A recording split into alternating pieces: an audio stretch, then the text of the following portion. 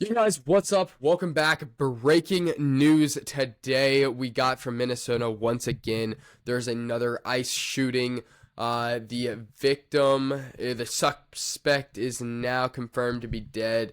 So Aiden, do you want to give us some information? We are going to play the video while you talk about. So right here we hear a lot of whistles blowing. We got this person recording. This is on the corner of East 26th Street and Nicolay Avenue, right by there. We see pepper spray come out.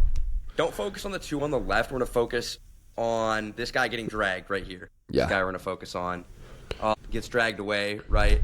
You see the agitator to the left, that she doesn't get harmed in this one. And we see the guy right behind him in the hat. I know they're all wearing hats. It's more of a baseball cap looking thing. Here we go. Yep, see, he pulls out his gun right there. Boom, boom, boom, boom. We hear several shots. The guy goes down. Everyone starts screaming. What the heck? So this guy is, I believe he's 51 I'll show you years the old. other Some people angle are as saying well. 37.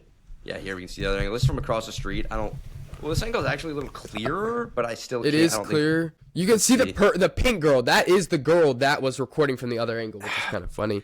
The one thing I will grant is that it's very difficult to see him reach for a gun. We see him get hit right there a few times. And then the shot happens. He's pushing them off. They and shoot. you can see he's clearly just not moving.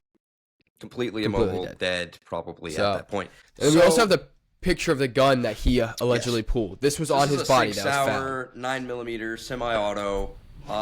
He had an extra clip with it. People carry around extra clips probably, but it is odd to carry around just a random extra clip unless you're there planning to do something. I'm not saying you can't derive an intention from that, but it's an interesting thing to notice.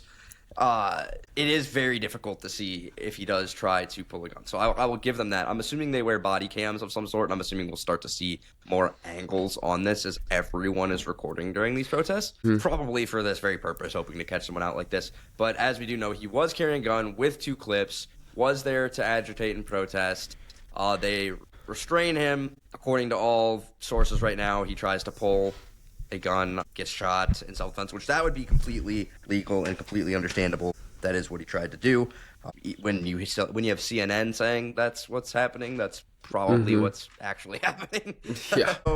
So that's interesting to note. I mean, yesterday we had thousands of people show up for the ICE Out protest, but the fact of the matter is that if you show up with a gun, they're going to paint this guy as a hero. But if you show up with a gun, if you reach for that gun while you're resisting arrest, or at least, them forcibly removing him from this scene, they're probably going to use lethal force in that scenario. For their own protection, because these people have families, they have people they're trying to protect, they're trying to support, so they don't want to die. They're not going to just let you pull a gun on, let you shoot first, and then they try and shoot after that. I just hate this because it's not gonna help the ISIS case. There's nothing they can do in this situation, right? No. Some of these situations, and again, that shooting last week probably could have been avoided. Was it legal? And did we 2 weeks ago? We had 2 weeks ago, sorry. But was it legal? Yes. But I don't know. It's not making a good impression for how they're already showing up. This is a much different scenario, I would say. It's a little more cut and dry when it is a gun. Because with the car, it's like, well, is she trying to get away? Regardless, you're interrupting a federal operation. Shouldn't be there, right? And they have this idea of like Gestapo and like all these things, which we'll get into again because we got to reframe it every single time.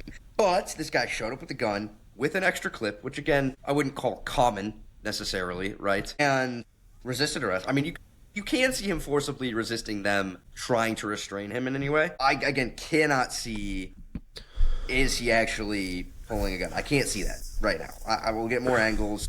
Hopefully body cam footage. Body cam footage would show for sure, I think. There's too many officers there, there's like so they... 6 officers within that vicinity. So that would show it. As of right now, though, that's the official narrative. I don't see any reason to disprove that right now. And I mean, it's sad. I'm going to say it's sad. It's sad, but he is trying to... Because... Right? It's always going to be sad if someone dies. But no, I'm not saying that. I'm not advocating at all. I'm saying this is sad that it happened. Why did this happen? Because of what he's doing. he's there in the first place protesting against these. Now he's advocating, guarantee he said something. He's trying to get involved in this scuffle. And then why does he get shot? He pulls a gun out, right? He could have threatened somebody. He could have done something to agitate, but clearly he did.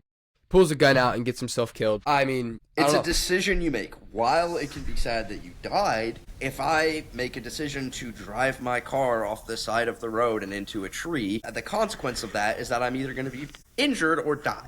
And in the same way, when you have people who are trying to protect themselves and carry out a federal operation, which you should not be interrupting. Yep. In the first place. It's already a crime in itself. Then you're probably going to get shot. I don't think you should be shot if you were there not doing anything, if they'd walked up to someone randomly on the sidewalk and blew them away for no reason. But you are interrupting a federal operation, and the federal operation is a good operation. Why? There's a lot of nuance to that argument, but we'll say, first of all, primarily because it is a crime to cross our border illegally. That's a crime. I know that Don Lemon has claimed otherwise. Somehow, I guess a misdemeanor isn't a crime. I don't understand that. That's his journalism interpretation there. But it's a crime across the border. It is written into our legal system. Then the other statistic is that a lot of these people also commit additional crimes upon entering the U.S. They are not taxpayers, meaning they are not contributing to the fraud in Minnesota, but to our infrastructure, anything that we pay for, right? They're not contributing well to our economy because, just gonna be honest, it actually destroys the middle class, which we could argue a lot of these are probably in the lower to middle class citizens. You don't see a lot of rich people out there, at least not currently, protesting. I don't know why anyone's complaining, because what happens is these companies hire these very low wage workers for dirt because they can work for that. And then what happens is then these companies realize, hey, we can pay this group of people this much less than we'd have to pay an American citizen. And so when you go apply for a job, the chances are your wage is going to be much further below what it could be, which is why we're implementing tariffs and trying to do those things. Some of those things will play a role in that. But primarily, if we got rid of all workers that were illegal working for that tiny amount of money, then we would be forced to hire American. They would be forced to pay better wages. I'm still not going to, I think corporations can set their own wages. People always complain about that. I don't like the ethical character of some of these corporations, but that doesn't mean that they're entitled to their own money. But they will be forced eventually to pay higher wages to actual American citizens. So it's silly to me when these people complain about all of these things, but then it comes out of your pocket at the end of the day, really, where you have to pay for these people to be here. You're not getting paid extra because the companies just hire these people. And we'd see a middle class boom probably if we got rid of these people. I don't know, again, how many before or after. I don't know how many are in the U.S. currently. But you will see a rise in the middle class if you got in lower class if you got rid of all the illegal immigrants in our country. And we saw the situation the other day with the ICE arresting a 5-year-old. No. What happened was his dad was an illegal, and he knew he was an illegal, tried to run away because he didn't have his papers, left his kid there, and that's why they're twisting it again, and they're trying to make these guys not look like the bad guys. Every time, they're trying to keep them in, and the reason they really are is, again, 1, for the money because of the fraud we've seen, especially in Minnesota. 2 is for the votes whenever election time comes around. Yep, and Walz and Fraze have just made this worse and worse. And worse, they fan the flames of violence and revolt. I think we should, at this point, invoke the Insurrection Act because Minneapolis is just primed to burn again. Yeah. We've already seen Walz let it burn once. And we have people who are, I don't know what the right word would be, but they have a lust for blood and I don't even know what to call it. Just their own vices. It's insane. It's terrible right now. Again, yeah, it is. It's primed to burn. Oh, it's not burning yet, thankfully, but it's primed. I mean, I don't know, guys. It's just insane. Quick update, though, guys. Let us know your thoughts down in the comments below. And if any more information comes out, we'll let you know. Thanks for watching. Peace out.